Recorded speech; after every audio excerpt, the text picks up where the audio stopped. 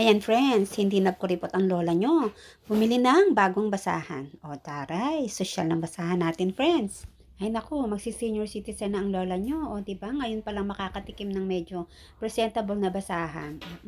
Happy si Inday kasi okay at good material ang napili natin. Para naman, kada makikita mo yung sahig mo o yung pagpapatungan mo ng mga anik-anik na yan ay matutuwa ka rin friends. Kasi o tingnan nyo, masaya siya or I mean maganda siya sa mata tignan. O, 'di ba? Ang taray.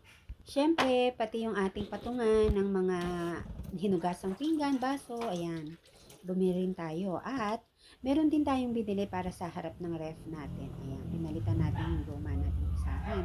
Siyempre, para pag nilaban natin, meron pa rin tayong kapalit. Pati na rin yan para magkakulay din ang ating kusina. Yun lang, friends.